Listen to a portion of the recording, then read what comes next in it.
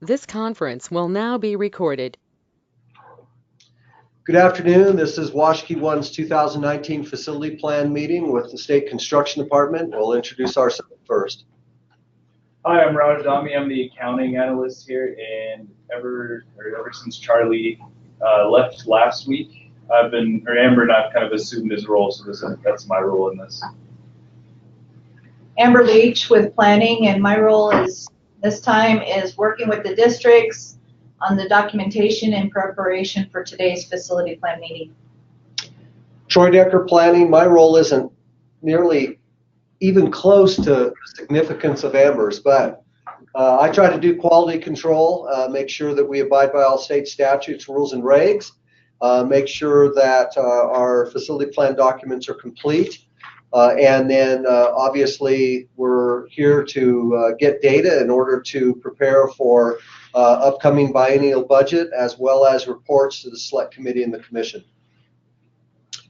Steve McDonald, I'm your new regional project manager. I look forward to getting up and meeting you guys and working with you guys. Hi, Steve. Paul Severson. I work with the project managers. I provide leadership, coordination, calibration so that we can provide as equivalent project manager services to all districts across the state. And that's my role here today. Okay. I'm Jack Stott, business manager here in the school district. Bob Michaels, maintenance. All right, welcome this afternoon. We're going to go ahead and turn off the video. Just want to let you see our smiling little faces this afternoon. So for streaming, sometimes we have streaming difficulties. We'll go ahead and just go on. You can see my screen. Is that correct? Yes. All right, wonderful. All right, well, the first part of this is more housekeeping than anything else. We'll kind of go through it at a fairly good pace, but slow me down at any point, and at convenient times and times which we need to talk, we'll definitely slow down for those places. That's why we have Amber here, in order to get all the details out of the way, and then we can kind of talk about the larger picture things as we move through the facility plan. So tracks and deeds, several years ago, I think it was last year, we started working with the county GIS sites. Charlie did just an outstanding job with that. Confirmed acreages and stuff like that, and we've also put Google Earth visuals on here. Every once in a while these do go to the governor's office, or if a legislator asks for them, or in your district if you have change of personnel, these are great opportunities for new personnel to know kind of what's going on. So it's kind of a real nice visual for someone. Paul's kind of standing up there by the screen. Did you have an observation, Paul? Oh, I was just trying to see, this is their aquatic center up here, right? Yes. Okay. Yep. All right. Aquatic Center, you can see their admin buildings right over here, just a smaller one. Okay. And then their middle school, high school. Okay. Small And then- buildings, but big things happen here. I caught it. I didn't catch it. What was it?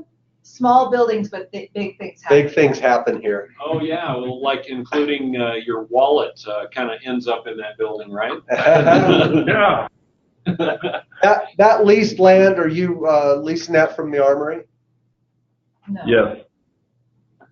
That's a 50-year lease, Okay. Right. and they weren't going to do anything with it. So. All right. So district, you've reviewed your acreages and verify accuracy. Thank you. Sure. That's your groundkeeper. Roy? Yes. Our superintendent just walked in, Mr. David Nicholas. Good afternoon, David. Hello, Troy.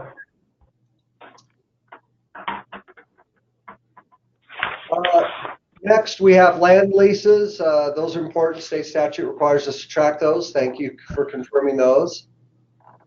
I just put AIM database updated with regard to your land issues. Property profiles is for your buildings. You guys have verified they're accurate. The square footage in these allowable does impact your major maintenance calculation payment. And WDE operations and maintenance payments are also based on what we send over to WDE. So thank you, because your confirmation of these numbers are pushed over to WDE so that they can do their thing in the block grant for calculations.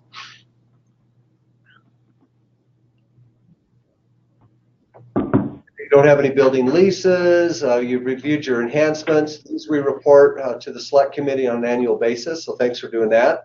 So it looks like our AIM database is up to date to the best of our ability, both your side and ours. District appropriations, you have no present capital projects, so there's really nothing to talk about there. And security, Steve.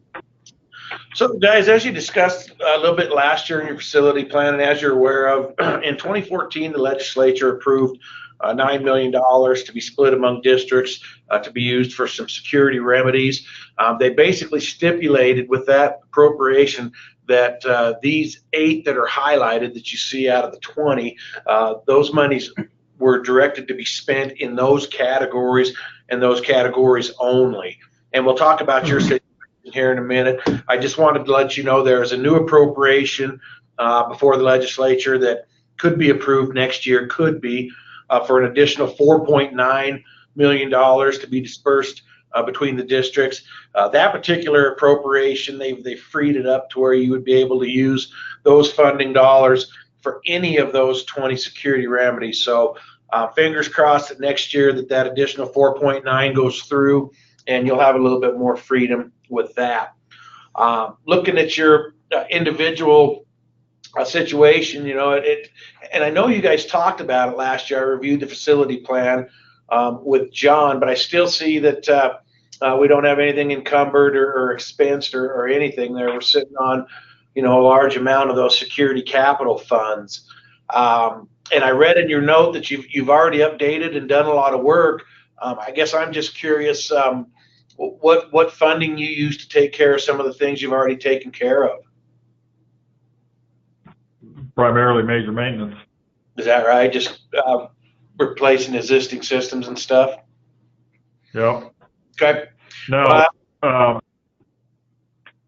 like I said in that note,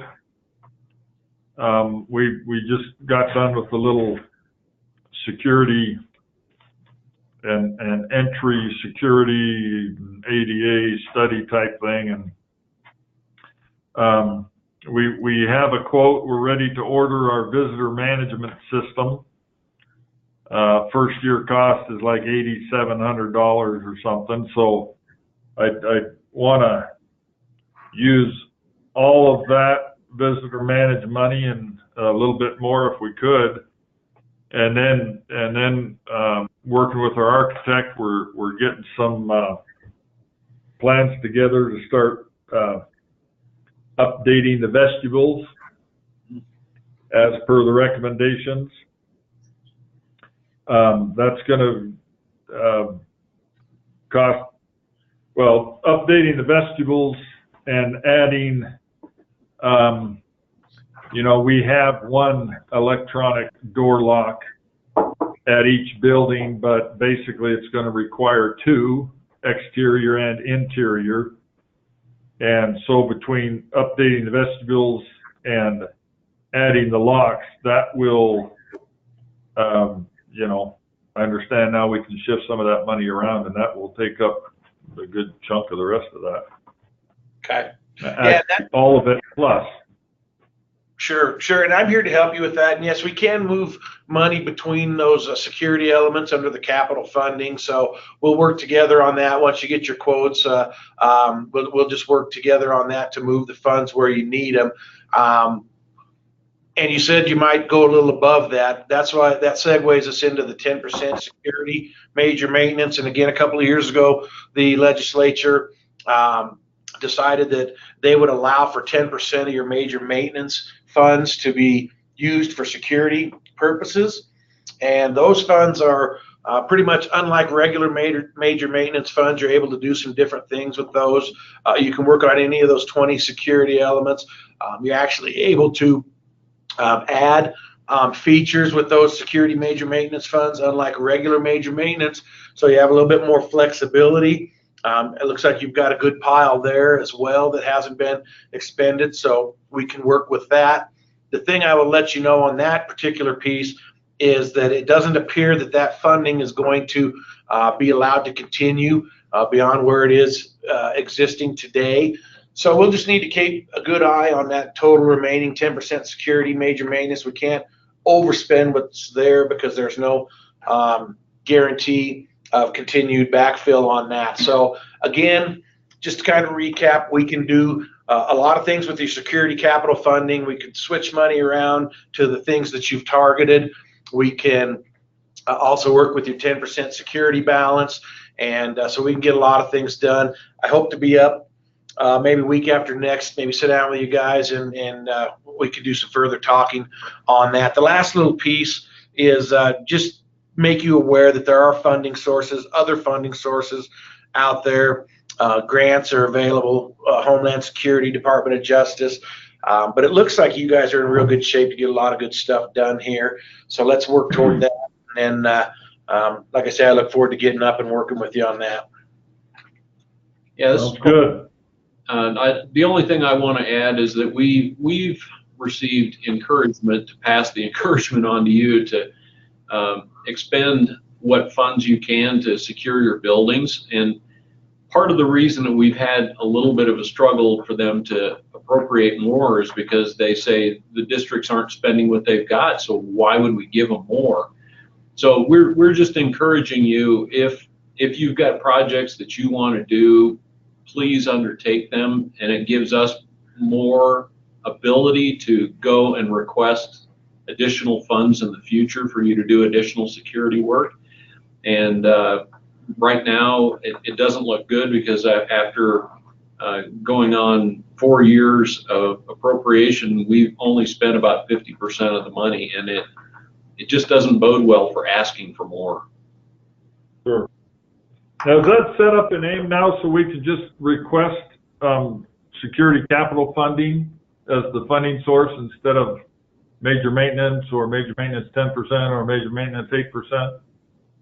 No, we have piloted a program. We have a district who is going to be working with us to test that out because they've got some security projects coming up. But our director has decided he does not want to move forward with that until the session is over.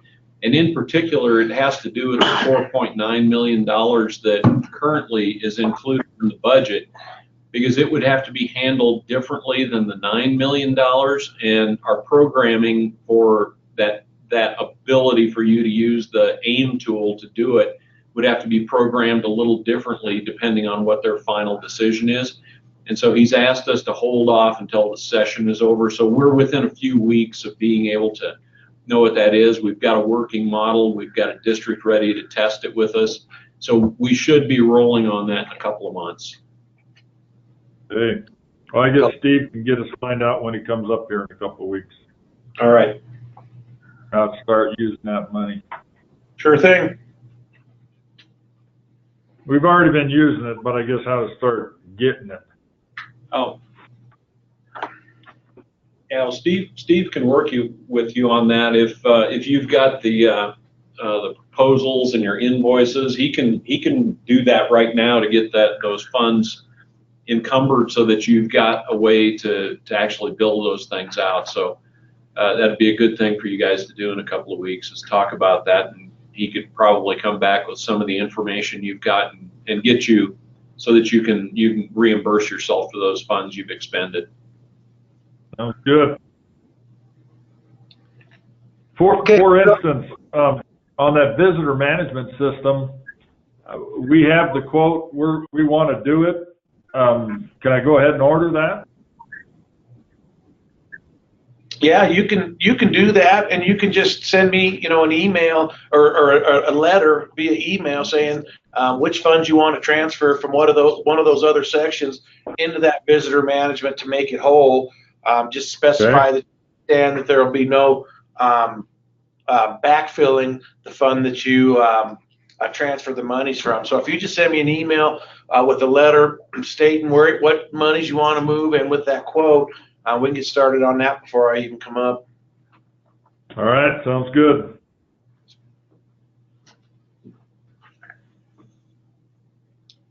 Capacity-wise, you guys are a couple elementary schools are in their lower 80s or so. Everything else is around 40 or 50, 72. So capacity-wise, you have plenty of room at this time in your buildings.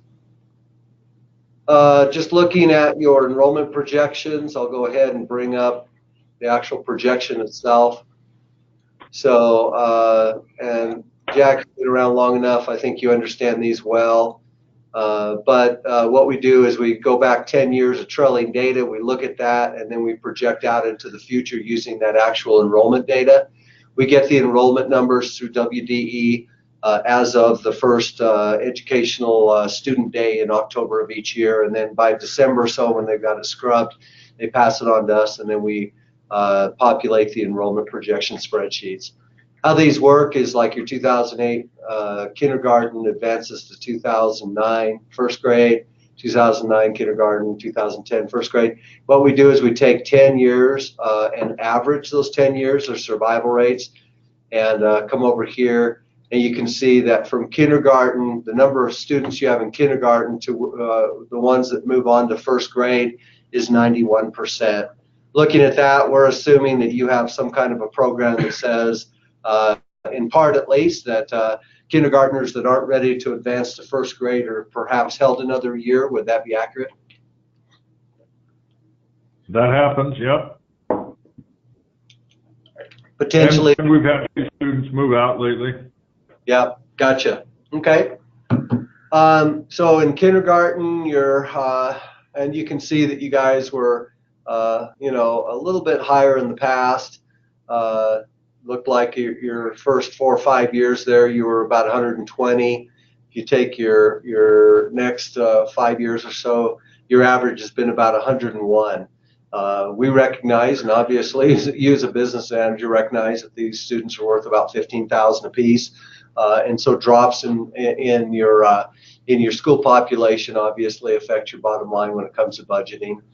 But at any rate, you guys are kind of holding. Last year or 2 years ago, you got to kind of have a low spot there in the last 10 years, but you guys are hovering in kindergarten enrollment around just a little over 100, and so that's pretty well it.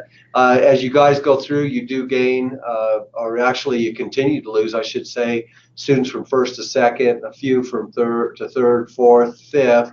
And then when you get to about sixth grade through about your freshman year, you guys pick up just a little or maintain the actual number of students that go from one grade to the next. Your sophomore year, you go down, you lose a few. Your junior year, you lose a few, and then you lose just a few in your senior year as well. So that's pretty well your percent or your survival rates. Overall, your school district has averaged each year in the last 10 years, looks like about 1,340 students. Obviously, the last couple of years, you guys are down. Anything you want to say about your school population with regard to enrollment? Yeah, like I say, last couple of years, as of the end of fiscal 18, we were down 100 students in the previous 3 years, 2 years, I guess. And then, thankfully, this year we're back up 20 students. So this year, fiscal 2019, we're actually at about 1267 as we speak. So hopefully we won't get down to 931. You know, time will tell. Okay. And we had a strong incoming kindergarten class. We have 107 in there this year. So that's kind of nice. Yeah, that is nice. Have those students work through. So great. All righty. Statewide, you know, we keep track of statewide capacity. We have a high capacity needs here represented by about, 6 or 7 school districts. We've got a medium capacity, which is between 95 and 100, and then low capacity, which is between 90 and 95. And we just kind of keep track of this. This is part of prioritizing recommendations to the legislature each year. What happened last year, this top capacity, high capacity category wasn't even near this last year, but the commission they kind of changed their capacity methodology to 25 students maximum per room. They changed that back to 16. So now their restricted capacity is 16, matches the 16-to-1 in the funding model. And that's why you have a bunch of elementary students that came up, and or elementary schools that came up within districts and indicate a shortage of seats.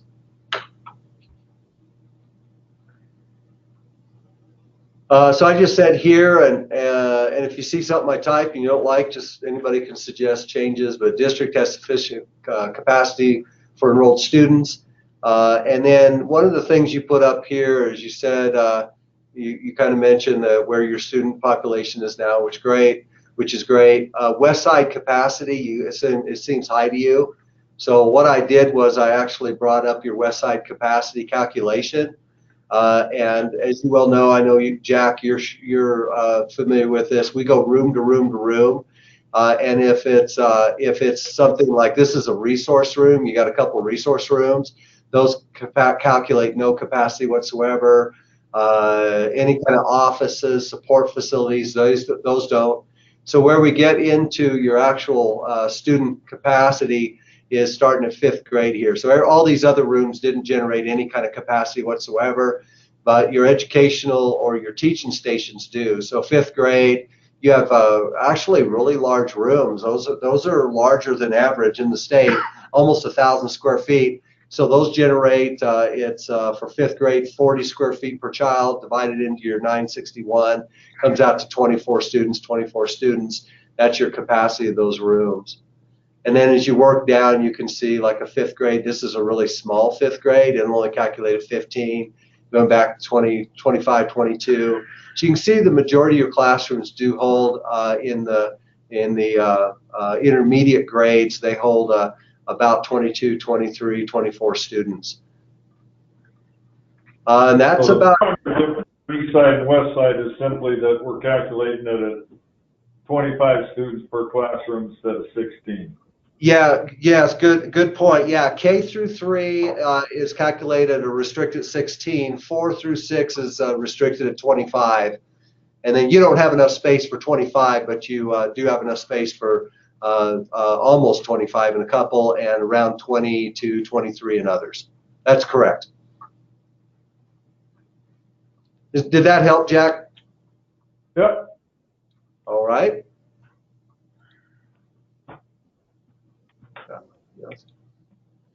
All righty. Charter school, you don't have one, so there's nothing to talk about there.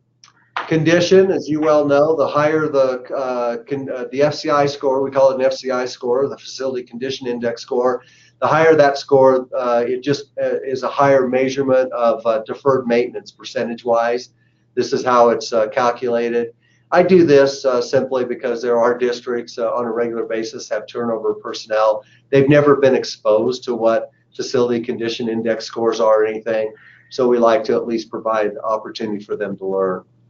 Here's our statewide list for educational buildings.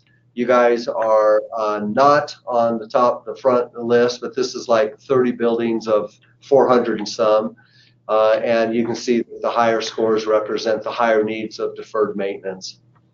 And does that mean we're not getting a new building next year? Well, we were thinking maybe the year after. You know, if you get a new building, our bet's off, right? Yeah. Has Amber been promising you something that we don't know about here? You know, we can neither confirm nor deny, but. That's great.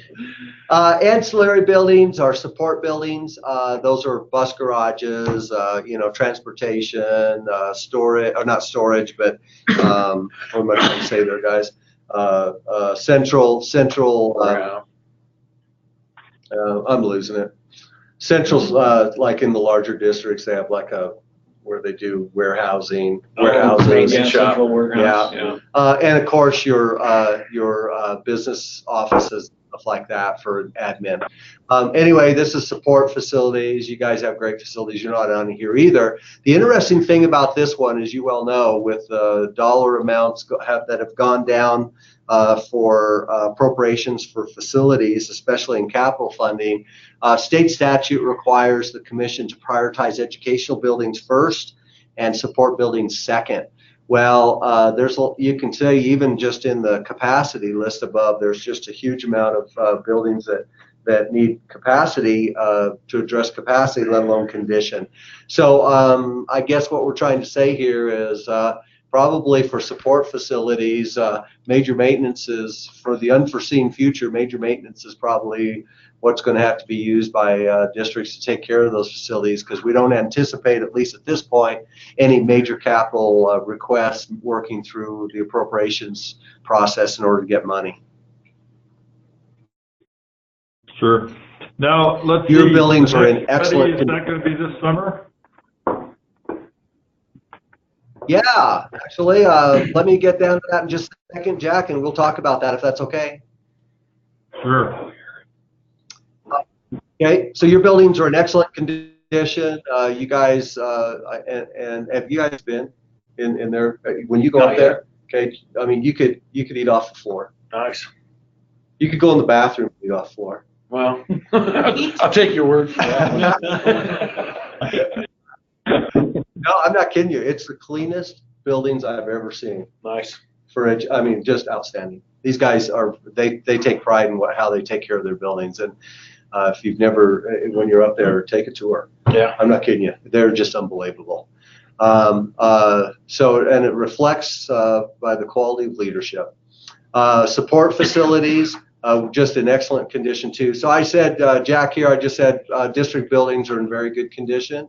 Just left it at that. Anything else you want to say there? Nope. Okay. Major maintenance, we always have you clean up your status work order codes. So thanks for doing that. And then you guys do submit planned work orders on an annual basis. You can do it throughout the year. We ask you do it kind of in preparation of this as well, mainly. You guys have done that, and the PM has approved those, which qualify, so that's good. Here's your balances for major maintenance that you submitted back after July or post June 30th of 2018. And you guys have a couple things I want to point out here. Obviously, we know 10% security funds that you have that don't need to qualify for the definition of major maintenance. So that's congratulations on that, because you have about $200,000 to cover those things that wouldn't have normally been covered by major maintenance. Your enhancement monies, that's important. And just to remind you that 8% and 10% are literally the same in definition and can be used on things like field lights and teacherages and so on. And then next time you do, Jack, something with 10% or qualifies for the 10%, we would ask that you use that 8% first, so that we can kind of, this stuff, you remember, I think it's back to like 2003, 2004. So we appreciate you use that. Okay, will do. Thank you. Because you're going to be around for another 20, 30 years, aren't you? Yes. Be here in Portland. And this is just a snapshot of last year's priorities, guys. And all it is illustrative of last year. We don't have to talk about your priorities, but it's just largest expenditure to least in categories, in the categories there, and then you're building by building what your priorities were. So you guys are obviously using your major maintenance and doing a great job at that. We always do run off 1 and 2 scores. Those are the failing and poor. You guys have made a response there. Let me blow that up. To each and every one of your 1s and 2s. We did throw in some 3s because you guys are so outstanding. You know, it's like a really good athlete. You got to push them harder because they have the potential of doing even more. So we throw in 3s, which are good scores, because we recognize you guys are really taking care of your 1s and 2s and have very few. And then what we do is, and there's no mandate that you respond to each one of these. You have responded to each one of the 2s or 1s. We let you guys speak for yourselves. We do have legislators on a regular basis ask what in the heck these districts are doing and are they taking care of their 1s and 2s. And the fact is you are, and we appreciate you speaking for yourself. And if anybody ever asks for your facility plan, we'll just forward it on to them in the legislature or whoever, and we'll let you guys speak for yourselves, and that's why we let you respond to those scores. Sure. Here's what those scores mean. Okay, now this was your previous question. So yes, in the fall, we're going to put our scope together. We'll go out, procure a consultant to go back out and do building condition assessments across the state. The important one for you guys, and Bob, if you could attend that, or Jack or someone, we really do encourage you. In April of next year, we're gonna train districts on the tool. We do that in Casper, usually about 4 hours is all in a day, so people can come and go, and maybe not necessarily spend a couple nights or something, but can just get some good training for 4 hours. We train them in what the tool is, how it's used, and how it's being scored, and then the importance of school districts to just side by side with that assessor when they show up. In the past, some school districts handed them the keys and said, hey, have fun. At the end of the day, drop it off at the office.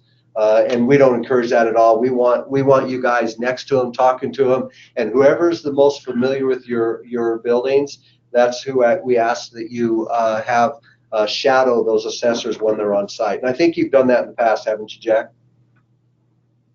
Bob has, yes. Bob, okay, wonderful. Well, thank you, Bob, and appreciate that. So the next opportunity for you guys to be trained is April 2020. We'll get that out, announce it, make sure you're aware of that. One of the struggles I think sometimes school districts have is, why do you have to interrupt my educational programs in the spring or fall? And the answer is simple. We have over 500 buildings to do, and so we have to start in the spring, right before school's out. We try not to interrupt too much, but it's just the nature of the beast. And then in the fall, we have to kind of clean up and finish prior to getting the data loaded into the database. So sorry about that. We'll try to do it the majority in the summer, but because of the number of buildings, we have to kind of cheat on each end of the summer. Any questions on that, Jack? Nope, that looks good. We fully expect our high school will score a little better this time around than it did last time. The other buildings should be about the same. Okay, great. It just goes, shows how well you guys invest your major maintenance and how you take care of your buildings. Component projects, those are basically to kind of supplement major maintenance. If school districts are low on major maintenance, they can ask for a component project. You guys have not taken advantage of that, but you're more than welcome to in the future. At any rate, we had 12 district personnel who were volunteered on a committee, ranked these, scored them, and this is our list. There's a total of 31 of them for a total of $39 million. I was asked today at a commission meeting, how do you determine how far down the list? And to be honest with you, I think our director works with the governor's office, legislative leadership, and the commission to decide how far down to go. But you can tell, even if we went down 4 projects, that's $6 million, which is a lot of money. And so we don't know how far down this list, and this is just a tool for the commission to use. They're not mandated to even follow the prioritization, but they recognize that there's a very thorough process in that, and we'll pass it on to them and see what they want to do. Sounds okay. Good. Wonderful. Okay. Well, this is. We have used component money a couple times. Oh, have you? Not in the last 5 or 6 years, but. Okay, I apologize. I forgot that. Wonderful. With that, then, I want the PMs to read this. I'm sure you read it already, and I'll let them respond to this. We're just mere planners. We can't respond to this. It's way too complicated for us.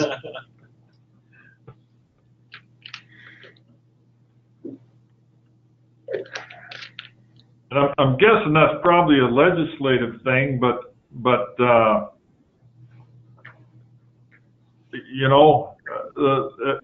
at current implementation strategies, if I have a building, if I had not have spent a bunch of money updating electrical systems and such in the past, then right now, if I were to go through and update one of my 1950 elementary schools, I do not have the general funds to bring it up to current standards, and evidently I can't use major maintenance funds to bring it up to current standards. So we're kind of feeling stuck between a rock and a hard spot a little bit, and just wondering how we go about that. For instance, in the 50s when we built those schools, you know, we had two electrical receptacles in each classroom. Right. Well, that doesn't work by today's standards, and if I hadn't have already used other funds to update them, my understanding is right now I could not add more receptacles. I could not enhance that electrical distribution system with major maintenance money. So that's a little frustration for us. Right. And as a matter of fact, at the School Facility Commission meeting yesterday, we had a group that came and made a presentation, and they were in particular talking about technology improvements. And as they came forward and made their presentation, they didn't even understand what you just stated. We have statutory limitations that limit us to 3 particular items that kind of directly relate back to what you're saying. It either has to be a repair or a replacement, and there's no change in capacity allowed. So that's exactly related back to just what you said. And the same issue comes in associated, for example, as we spoke yesterday, technology. It's changing constantly, and we still have the limitation of whatever your technology is that you have now will let you, through our approval, use it to repair or replace it, but not increase its capacity or provide a different or a new system. So your interpretation is absolutely correct, but we are completely tied. If you want to know the statutory reference is 2115-109, and what it describes in there as our limits for major maintenance, those are the 3 tests we use every time when we review one of the requests that a district puts in. And until such point, now there was an attempt last year, legislatively, they thought they were making a change, but in fact, what they did was essentially codified that the definition is still in place and it's not changed. They added the word update a couple locations, but it didn't change the meaning according to our legal counsel who advises us. But I think legislative intent was to expand the use of major maintenance a little bit, and then and I'm going to be nice about our attorney friends. I'm going to try to be nice about our attorney friends. Okay. And then we get an opinion from an attorney who maybe hasn't spent much time outside the law library as to what the word update or upgrade means. And anyways, so I recognize that is likely a legislative issue, and so we'll just start pounding our legislators. Now, that is the very best way for you to address that, because we, as you probably well know, we can't lobby. We can offer echo back essentially what we hear from districts, but we can't lobby on your behalf. But you guys sure can. So we encourage you to take the tools that you have available to you and do what you can with them, because we have far fewer tools to do that than you do. Sure. Sure, and now you can go back to the legislature and you can say honestly that you've heard from, you know, the most brilliant districts in the state, and here's what they think. and we will name you by name and tell them that you are the best. So that E-rate presentation was at the commission meeting yesterday. You guys do have federal funds of $38,544 available, and there's a process by which to go through it. So that was presented, and that is actually in the packet on our website, and it kind of goes through that. So Jack, if you haven't been exposed to that, there's at least 38,000 out there available, and you know how it is when you go for federal funds, it's real easy. Yeah, our presentation, part of it was being done by some state staff and some by an NGO, but they were the first to admit that whenever you're looking for federal dollars, there's always complications that add a certain level of frustration seeking those funds. So I always like to put something down here. So PMs, what would you like me to put? Simplicity. And we have, just so you know, in this past year, if you look at some of those projects we've completed, we've done 1, 2, 3, or 4 LED upgrades with using the Rocky Mountain Power Incentive Program. That's great. We've probably gotten, we updated the lighting in all of our gymnasiums, in the aquatic center, in the exterior security lights to the middle school, and in a couple hallways at the high school. And we've probably gotten back, I don't know, $30,000 from Rocky Mountain Power. So, and we're continuing to pursue that. So that's been kind of a nice deal for us. Our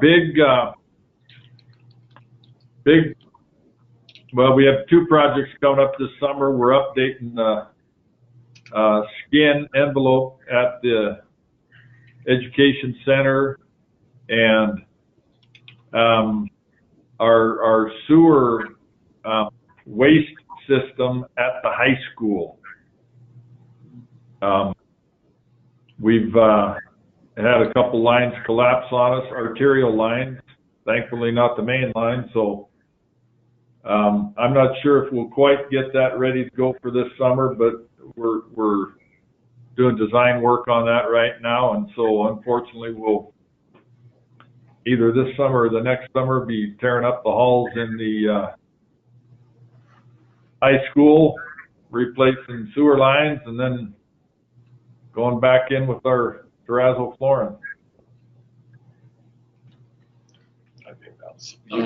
Troy, the only other thing I would ask you put on there is that we still use the definition from state statute 2115.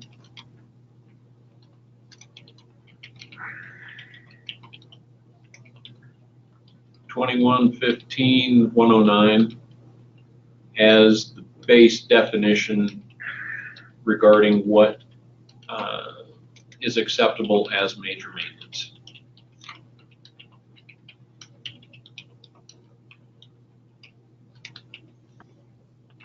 Now, when that attorney was defining update or upgrade, did they take into account legislative intent or just use the dictionary? No, actually, that's a good point, because they do go back and they listen to the recorded debates. And another thing that I found real interesting in their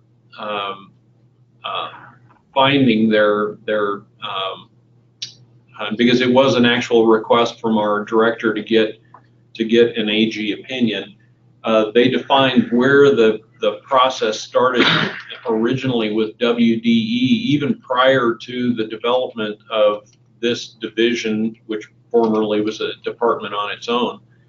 And so it went back pretty thoroughly in history, and they identified that the logic legally remained sound, but again, your description there of what a lay person reads, they did not acknowledge that.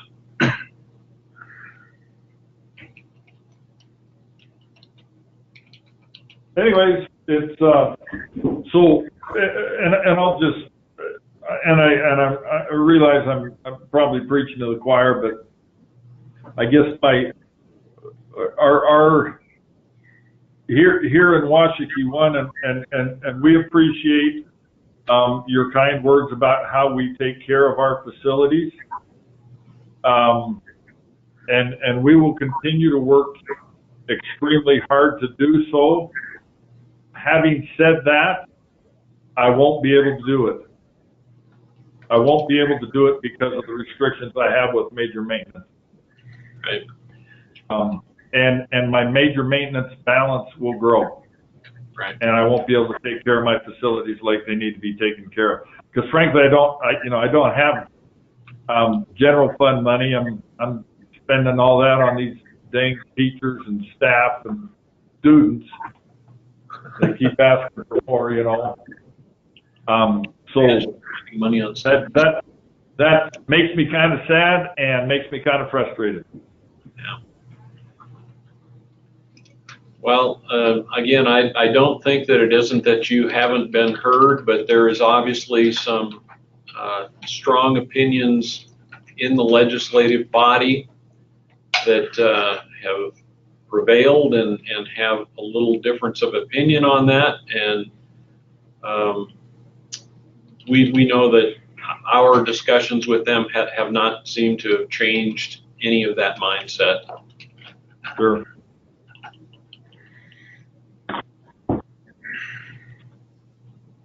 Yeah, well, we'll keep working on them.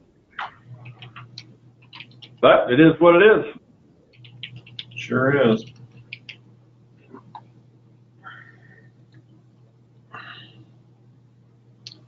Okay. So this is kind of interesting because every as you well know, the legislative session every day brings changes to bills. So this was, I think this was uploaded and attached on Monday to this facility plan. And to be honest with you, probably a lot's happened since Monday with the legislature. So so don't take this verbatim, but this was updated, I think, last Friday. So anything that's red is dead for sure as of last Friday. Anything that's green is still working through the process or may have been axed or changed since then. But at any rate, what we did last year and we're continuing on is just to at least make you aware that, and we know you guys track any bills through WASBO, I think, that website. You guys have a very good tracking mechanism, and I know you guys educationally, business managers have a real good process statewide with tracking what's going on in the legislature and how it affects you and when you need to speak up and how you need to speak up. We started kind of doing that with the facility side because we found that in some instances you guys are notified of potential facility related legislation, and then at other times you're not. So we'll go through this, and Brandon usually explains this, so I can say that I don't know it near as much because Dell and Brandon are really tracking this well. And so at least I'll point out the House bills and Senate files and stuff like that. But House Bill 52, it's on public works and contracts, and it basically basically is what it's trying to do is keep Wyoming money in Wyoming. And so architects write specifications of products for Wyoming resident suppliers. So they want to keep Wyoming money in Wyoming for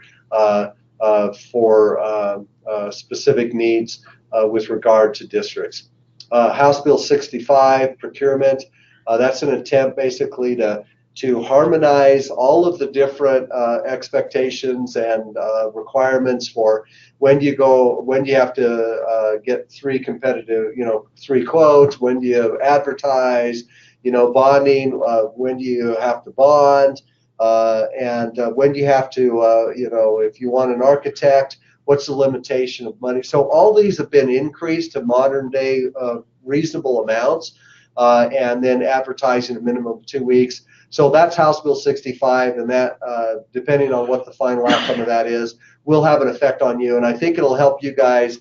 What was the last? And it's been too long, Jack, since I've been in the district. But you guys, I think, is anything over 7,000 or 8,000. You guys had to get at least 3 quotes, and over. Well, over $10,000, we had to get competitive bids. 25,000, we had to go through a formal bid process. Okay, so those numbers have jumped up. Track that, and it will have an impact on you. Nice. This one's been a heartache for districts, House Bill 78. Basically, it's going to last year or year before. I know you guys have been getting 75. You used to get 100% after July 1, 100% of your major maintenance. I think last year at least, maybe even the year before, you got 75, and then a second in July, 75% of your major maintenance. September, about 25% for the final. Now the legislature is moving through. They want to make those quarterly payments. So anyway, just be aware of that. You'll probably end up not getting 100% or 75 and 25. You'll get quarterly payments as the year goes through instead of all at once or within a couple months. That won't necessarily impact us too much. I can see it impacting some of the smaller districts that don't have much in the fund balance. Yep, that's correct, and it will hurt some of them. They'll have to probably postpone a year before they continue on with their major maintenance program. Yeah. The other one is interfund loans may be used. I think this next one is House Bill 79. It's basically, I think it just helps the legislature use some stabilization reserve account to kind of move monies in order to keep monies going to the school in kind of a timely fashion. And as revenues in the state of Wyoming kind of catch up to expenditures. House Bill 94, construction contracts, indemnity. I think that was basically, I don't know. Do you know anything about that one, guys? Oh yeah. I don't know much about that. Do you guys at all? I'll pass that one. That indemnity provisions.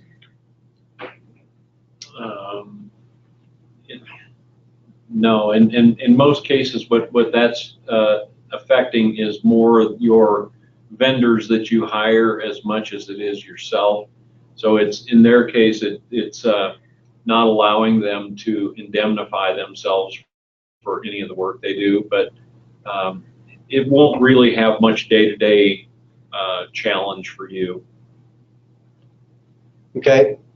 Then the next one, Paul may know about a little more on this as well, but contractors' final payment provisions, looks like restructure, modifying final settlement and payment to contractors' procedures, updating bond requirements, requiring disputes to be directed to the prime contractor's surety bond. Yeah, right. That's a big one. We in the department have already changed part of our procedure. In the past, we would allow districts to have us hold the retainage funds, and we are not doing that any longer.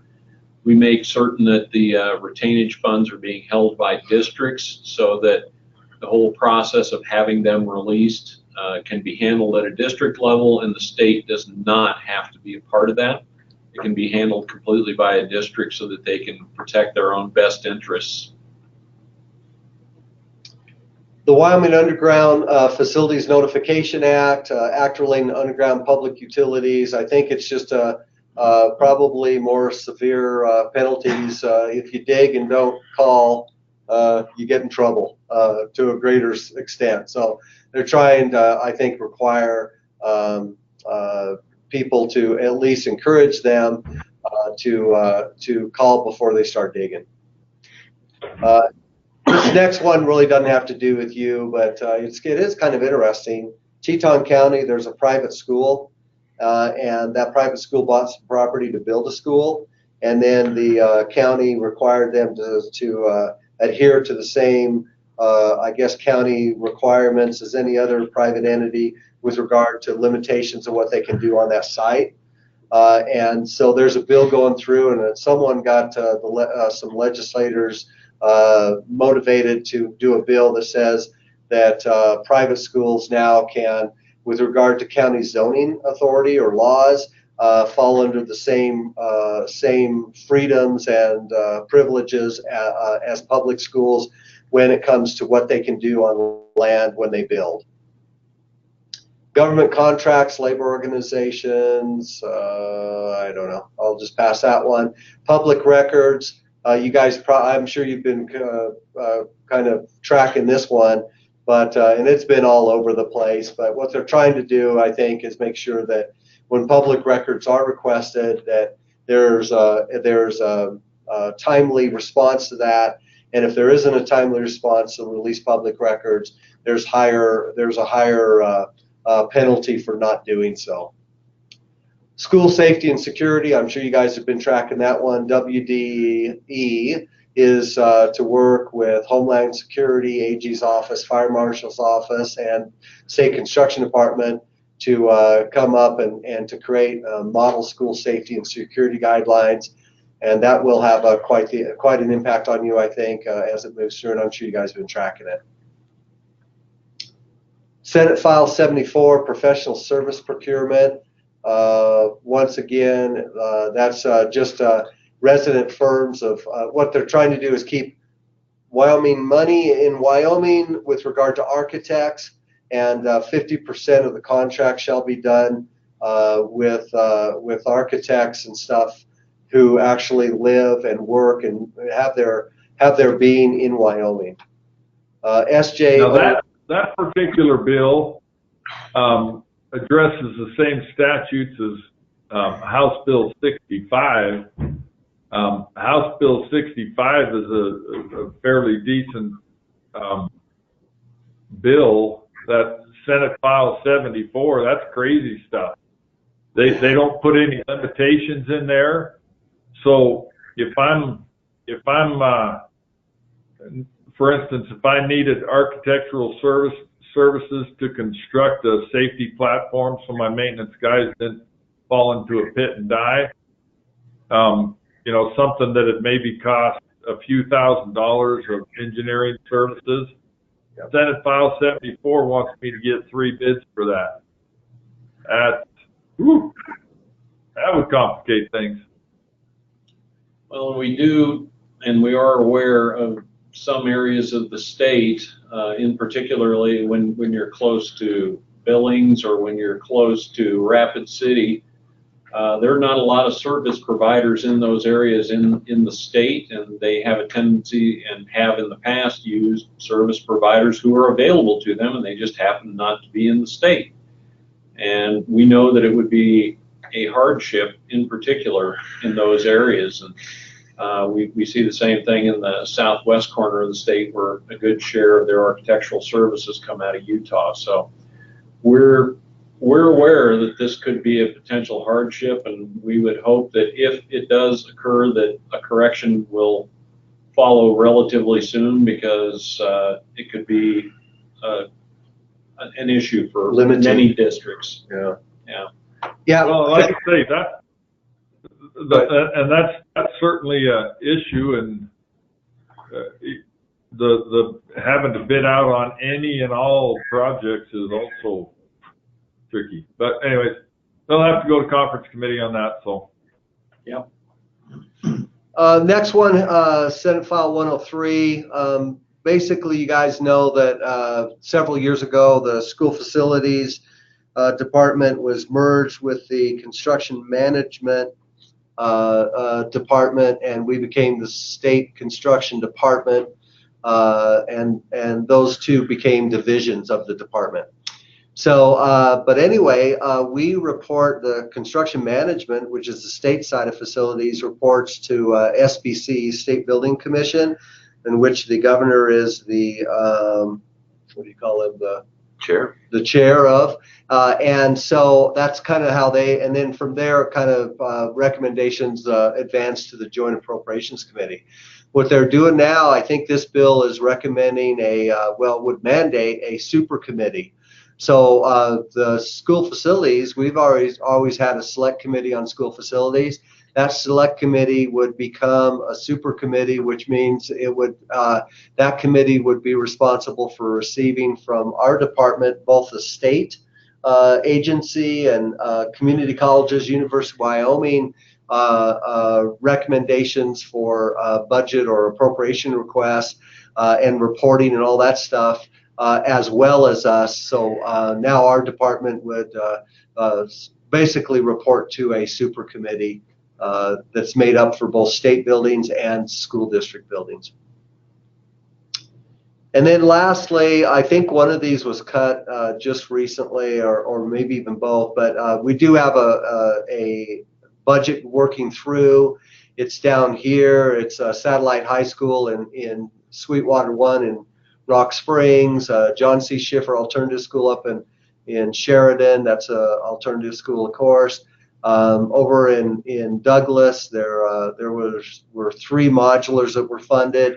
There was some leftover money from them, and they had a 4th rural modular, and they're asking just for redirection of that appropriation to take care of that 4th modular.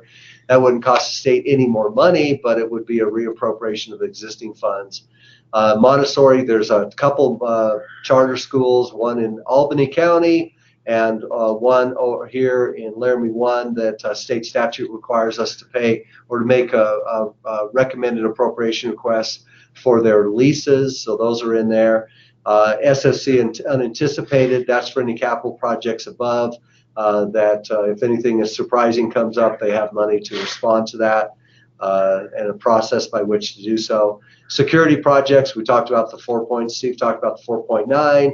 Major maintenance, we've requested another $1 million due to the increase in per square foot costs through RS means. Major maintenance, so that'll cover that. So all that's to say this, that that's still alive in a bill. I think actually is now in the budget bill and has had all kinds of versions from the House to the Senate. And now we'll kind of go through, I think, as part of the budget bill. Biennial budget requests. So we always ask this question, but one thing we wanted to make sure you understand is in the past we had a list for capacity, and we'd make requests based on rules and regs from the commission. We'd make requests on the capacity list to the commission, and then the select committee. We had a condition list. Top condition buildings could get requests. And then as any of those were appropriated capital funds, then those capital funds would also cover remedying educational suitability within those facilities. Now rules and regs have changed, and they're, to be honest with you, a little more in line with state statute. So every building in the state of Wyoming will have, unless we're asked something different from someone higher in power, every building will have 3 weighted scores and then a composite score. 50% of those scores will be based on the condition of a building, 35% based on capacity, probably district-wide capacity in a particular group of grade configuration, and then 15% weighting for educational suitability. So we'll see how that turns out, but we'll have that list probably ready in May or so. Any questions on that? Nope. And then I put here, and I'm just making an assumption, looking at your capacity and condition. I'm anticipating you have no capital requests, but I'll ask you straight up, do you have any capital requests for this biennial budget? We don't. Okay. I thought you were asking for a new school. But we were assuming we were going to get one, but you guys kind of dashed our hopes. Oh, yeah. That's what they pay us for, dream crushers. So last thing then is unique issues, ideas, or concerns. Jack or David or Bob, is there anything that we haven't talked about that you'd like to talk about before we close our meeting today? Can't really think of anything. Okay, staff? Thanks, Jack, for all your work. Sure. Okay, guys, with that then, it's always good meeting with you. We sure appreciate it. And I think that's, and I'll just say it again, you guys do a great job with your facilities. Thank you. And I look forward next time I can be up there and maybe go through again and just look at the wonderful things you're doing. But we feel your pain on major maintenance. These PMs on a regular basis, they're just abiding by state statute, trying to be as consistent as possible. And I know you guys are struggling over that, and being a submissive state statute, I think they're going to continue to try to be consistent. And if you guys want to get that changed, we don't mind at all. That's in your wheelhouse, and we hope that you can succeed at that if that's in the best interest of the state. Sounds So- good. Okay, with that, I'll go ahead and end the meeting. Take care, guys. All right, thanks for your time. Later. Bye.